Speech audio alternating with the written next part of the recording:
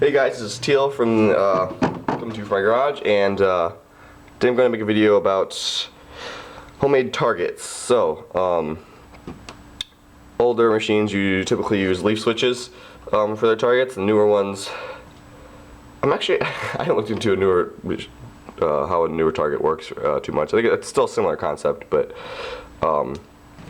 I decided to homemade my targets. So really, it's just a button switch, two metal contacts touching together, creates the connection, tells the computer that you pressed a button or hit a target. And so this is these are two targets on my machine, and these are basically two aluminum metal strips that are connected to one end of it, or one end of the connection, and then the other end is when it's pushed, that little metal screw is pushed and hits that and makes the connection, because there's the other connection on that side, if that makes sense. And the way I have this reset to its position, there's a spring right under there, and then it goes down, and it's kind of like an L shape at the bottom of the playfield. It's like, you imagine you have, this is my fingers are the metal, and then you have the playfield wood is this hand, and it's going like that. At the top, it's hitting, make a connection to the other when the ball hits it. So this is the mechanism I used last time. It works pretty well. But today I'm going to show you I changed it, just not too much, but I changed the mechanism how I did this a little differently when I'm working on the mini playfield right now. And I'm going to show you how I made that. Instead of using a spring, I'm using a rubber band. So come over here. So I'm working on my miniature playfield, and it's the one with the reverse flippers. I've got, let's see, I've got two target in the back already made, and I have an example mechanism right here. So we've got this is where the target would be. There'd be a piece of wood in here screwed on, and this is where the connection is made between those two pieces of metal. And then the bottom is just, sorry, that's the wrong side. So you can see it's like a long, because it makes the L. The spring is pulling it back to its resting position. And then there's no wire attached to this one right now, but there would be a wire attached over here for one connection, and then the other has just a post where is this post that sits still, the metal for the other end of the connection. So I'm going to put another target right here. I've got a hole drill already. Bring it closer. Okay. Yeah, so that's where I want to put it. I've got, these are just like metal shims, aluminum metal that I cut from sheet metal. There's like this when you get them. I get them from Amazon. Just sheet metal. You pull off the plastic and you have a nice aluminum sheet metal. And I use typical shears cut. This is what I use for my the metal on my ramps. And I literally used various methods and a pair of pliers to bend it to where I want it, along with screwing holes and such. So this is going to be one end. So this is one end of your target. So this sticks out of the hole up here. This is our makeshift little wood target tablet. This will screw on to here, and that'll be the target. It'll push back that way. And then there's a hole right there that will screw into, and then, so we screw that into the bottom playfield, but we don't put it tight, we put it loosely so that it acts as a pivot point. So imagine this is our screw, and it's not put in all the way, so now it acts as a pivot point, and this can pivot up and down.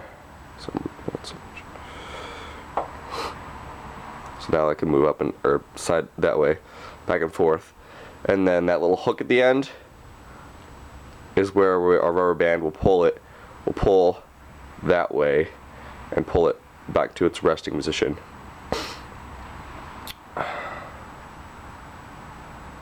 Actually, I wonder if I put that the wrong way, but I don't know, we'll see. Then the other end will just be, oh wait, yeah, sorry. I had that reverse. It's actually this way. There we go. The target, and then that goes out in front of it. And then the rubber band will pull it that way. Sorry, wrong way. We'll pull it to the left. And so it holds in this position. When you push it, it'll hit back, and that will hit the other piece of metal, making the connection for our target. So, as I'm going to attempt to do in the next 5 minutes. I might have to make 2 parts. I don't know. But that's the basic concept. I hope that makes sense. So, what I have to do now, got those parts made, I'm going to zoom out. That's in. That's the wrong one. So, see what I'm doing. Hopefully. Okay, so I've got this tab, or this piece already made, and this other one that's still. I've got one hole drilled just large enough and a little bit long ways so that it has room to shift back and forth. And I'm going to drill a hole behind it that is going to be size.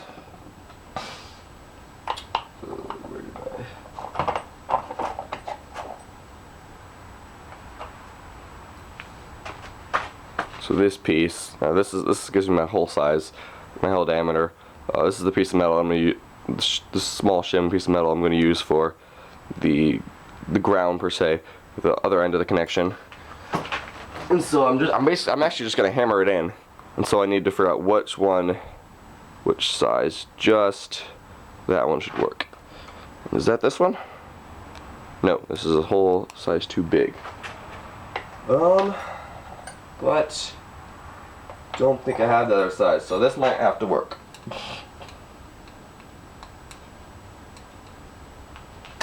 Do a test one real quick.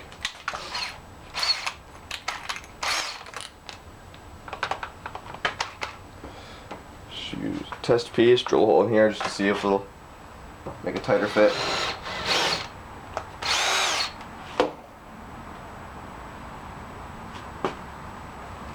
See if that fits. Okay, so it fits a little too loosely. I would like it to be a little tighter. I might just cut another shim that's a little wider. Might make the whole thing easier.